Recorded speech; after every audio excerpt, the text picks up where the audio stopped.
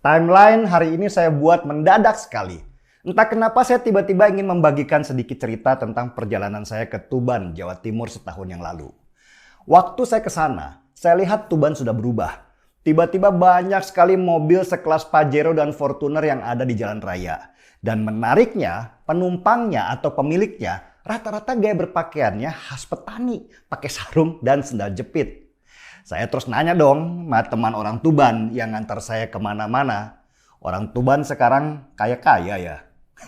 Dia ketawa, terus dia cerita. Ya, Tuban sekarang ini lagi dapat rezeki besar. Tanah warga dibeli Pertamina ratusan hektar, mau dibuat kilang minyak.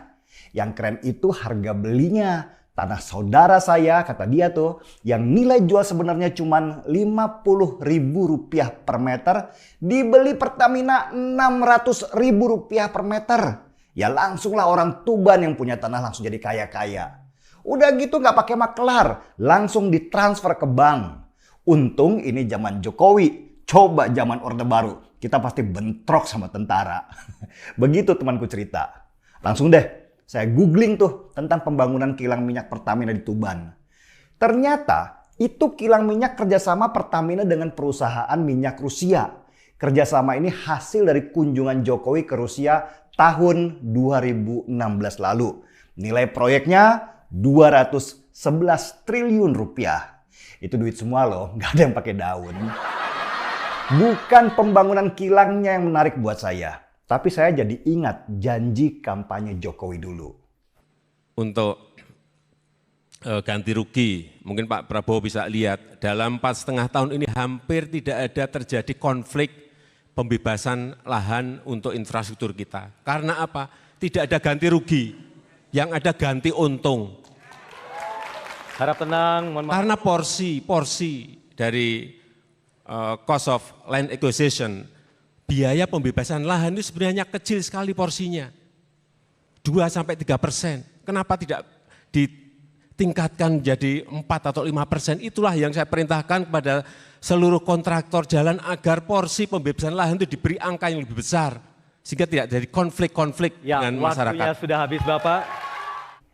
Dalam proyek pemerintah pusat, mulai dari jalan tol sampai pembangunan kilang, sudah nggak ada lagi konsep yang namanya ganti rugi. Jokowi kemudian mengubahnya menjadi ganti untung. Ya, Jokowi ingin membagi keuntungan yang didapat negara dengan rakyatnya. Jadi selama tanah warga kena proyek dari pemerintah pusat, maka warga wajib mendapat keuntungan yang berlipat-lipat.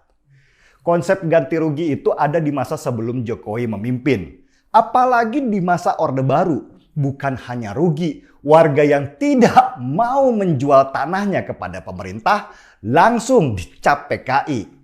Dulu, maklar tanah untuk proyek pemerintah itu dari ujung ke ujung. Mulai pejabat atas sampai kepala desa, maklaran semua. Warga cuma dapat ampesnya doang. Udah gitu, terancam di penjara lagi karena melawan. Nah, pada masa Jokowi ini, ketika pemerintah pusat punya proyek, seperti kilang minyak tadi, rantai maklar pun diputus. Pemerintah langsung bertemu dengan warga, mufakat masalah harga, dan langsung ditransfer ke rekening mereka. Warga pun pasti senang lah. Akhirnya terjadi euforia. Seperti warga Tuban tadi yang dapat duit langsung beli mobil satu desa. Mereka pun gembira. Jokowi pasti mendengar kegembiraan rakyatnya ini.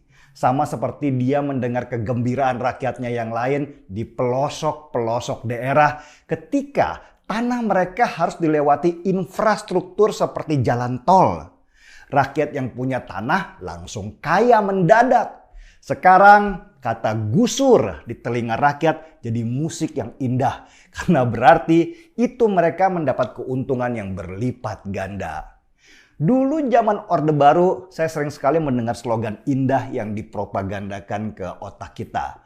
Dari rakyat, oleh rakyat, dan untuk rakyat. Tapi maaf, itu cuma slogan doang. Faktanya yang terjadi adalah dari pejabat, oleh maklar, dan hantam rakyat. Dulu rakyat dihadapkan sama tentara sehingga terjadi konflik lahan di mana-mana. Senang saya mengabarkan berita baik ini di tengah caci maki dari pihak kadrun dan oposisi kalau Jokowi itu otoriter, gak mau dikritik dan sebagainya. Caci maki dari pihak posisi dan propaganda bohong mereka kepada Jokowi membuat banyak program Jokowi tidak tersampaikan ke masyarakat. Oke, kalau begitu biar saya saja yang sampaikan supaya banyak orang paham bahwa Jokowi sedang bekerja dan banyak rakyatnya yang bahagia. Kalaupun saya akhirnya dibilang buzzer, ya biarlah. Saya memang buzzer, tetapi buzzer NKRI. Seruput kopi. Markizer, mari kita jadi buzzer. Saya Denny Siregar.